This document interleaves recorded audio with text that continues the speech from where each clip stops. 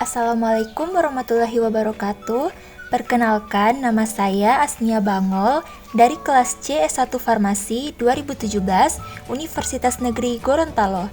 Baiklah, kali ini saya akan membahas mengenai materi sintesis senyawa obat dengan judul Sintesis senyawa analog kalkon dengan material awal p-metoxiacetophenon dan indol 3-karbaldehid dengan menggunakan katalis NaOH dalam temperatur kamar 27 derajat Celcius sampai dengan 30 derajat Celcius. Sebelumnya, kita harus mengetahui apa sih tujuan sintesis obat. Jadi, sintesis merupakan uji nyata kemampuan dalam menggunakan dan mengendalikan reaksi kimia. Salah satu tujuan sintesis dilakukan dengan tujuan untuk menemukan senyawa atau zat baru yang belum diketahui sebelumnya, tapi diramalkan akan mempunyai sifat berguna baik untuk menguji teori ataupun penciptaan produk kimia baru. Sekarang kita akan mengetahui manfaat dan keunggulan senyawa 3,3-indolil 1,4-metoksifenil prop 2N1-on. Pertama-tama kita harus mengetahui dulu bahwa kalkon merupakan produk alami yang termasuk dalam golongan flavonoid. Kalkon memiliki bermacam-macam aktivitas biologi, diantaranya sebagai antibakteri, anti kanker, antifungi, antiinflamasi, dan sebagai antioksidan.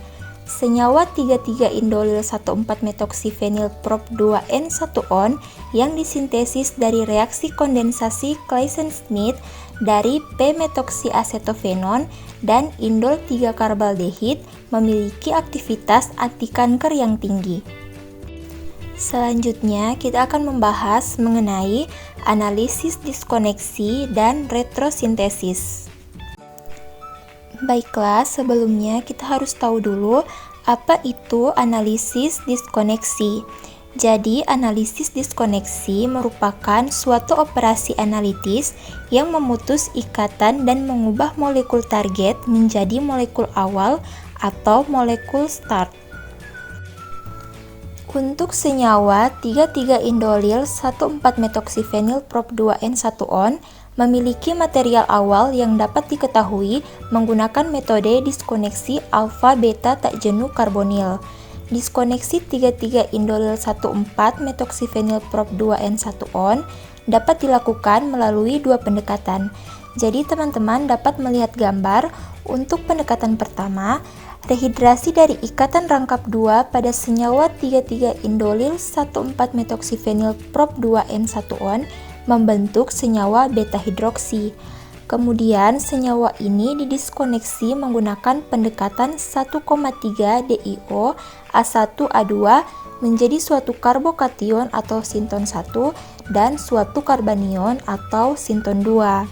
Senyawa ekuivalen sintetik dari sinton 1 adalah p-metoxiacetophenon, sedangkan sinton 2 adalah ekuivalen sintetik dari indol 3-karbaldehid. Untuk pendekatan kedua yaitu senyawa 3,3-indolil 1,4-metoksifenil prop 2N1-on juga dapat didiskoneksi secara langsung menggunakan pendekatan alfa-beta diskoneksi. Diskoneksi ini memberikan material awal p-metoxiacetophenon dan indol 3-karbaldehid. Selanjutnya adalah analisis retrosintesis. Jadi, analisis retrosintesis yaitu bekerja ke arah belakang dalam menentukan jalur sintesa. Jadi, maksud dari analisis retrosintesis yaitu mereaksikan dua senyawa atau dua reagen sehingga menghasilkan suatu senyawa baru. Nah, sintesis senyawa 3,3-indolil 1,4-metoksifenil prop 2N1-on dilakukan melalui reaksi kondensasi antara p-metoxiacetophenon dan indol 3-karbaldehid dengan menggunakan katalis NaOH dalam pelarut etanol. Reaksi diawali dengan pembentukan karbonion oleh p-metoxiacetophenon yang memiliki H-alfa yang terikat pada gugus karbonilnya.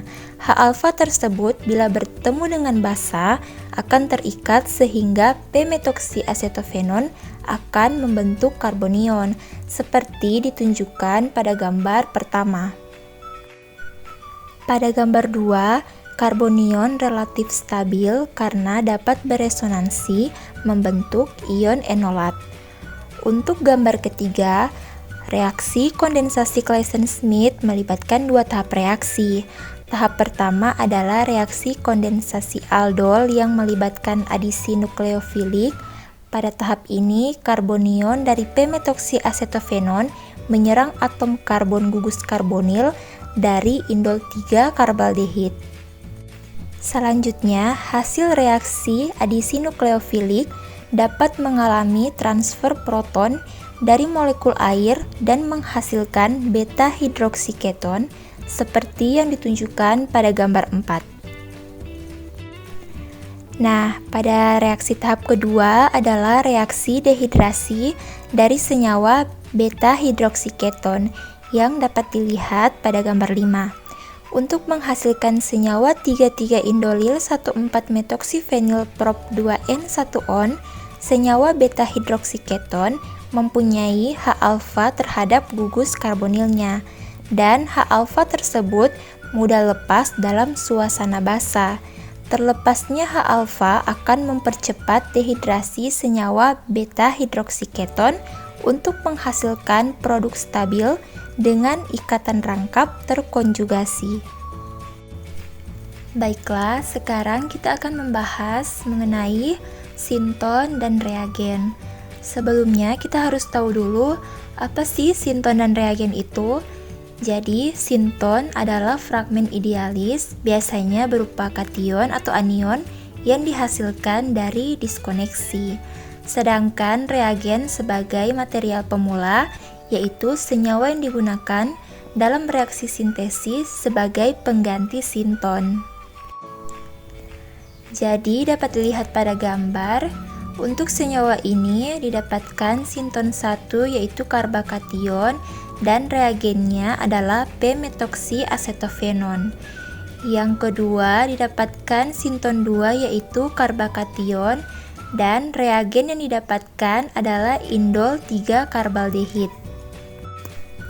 Untuk beberapa reaksi yang terjadi dapat dilihat pada gambar, salah satunya adalah reaksi kondensasi Claisen-Smith. Jadi reaksi ini terjadi pada beberapa tahap.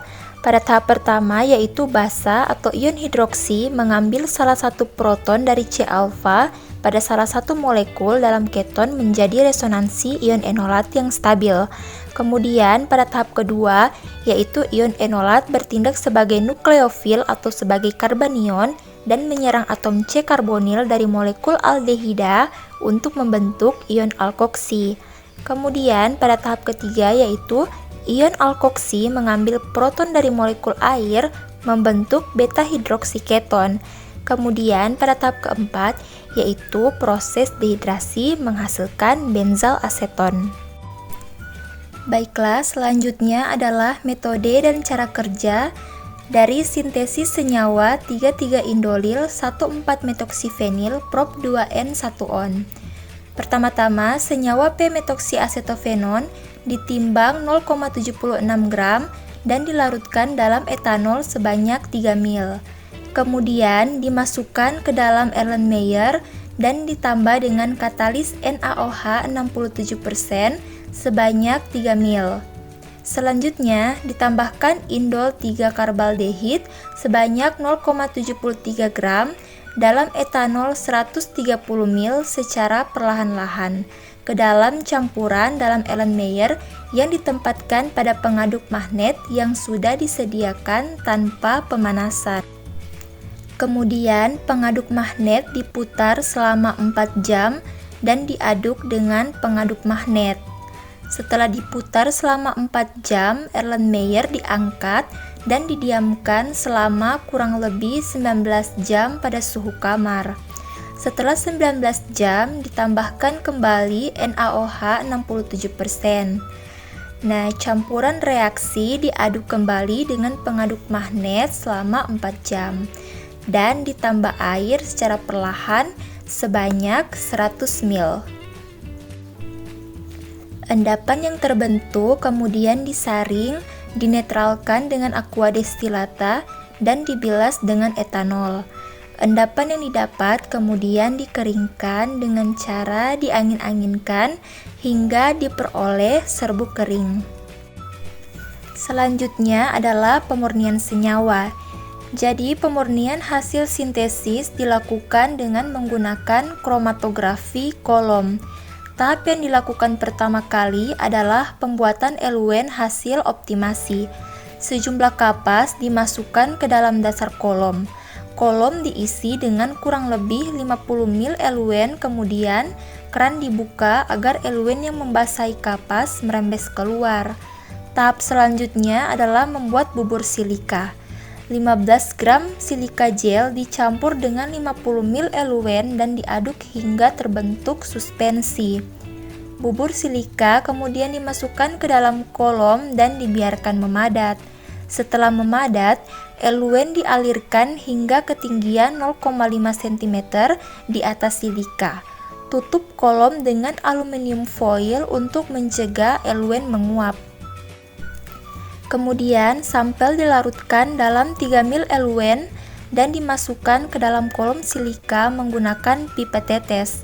Sampel yang masih tersisa dibilas dengan 1 ml eluen dan dimasukkan ke dalam kolom silika menggunakan pipet tetes. Keran dibuka dan larutan ditampung sebanyak 2 ml sebagai tampungan pertama yang dibuang.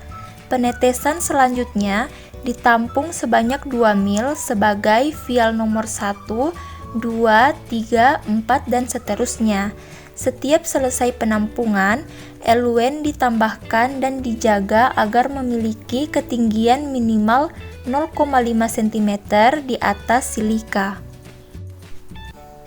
Setiap didapat 20 fraksi hasil penampungan, tiap fraksi tampungan ditotolkan pada lempeng KLT dan dielusi menggunakan eluen.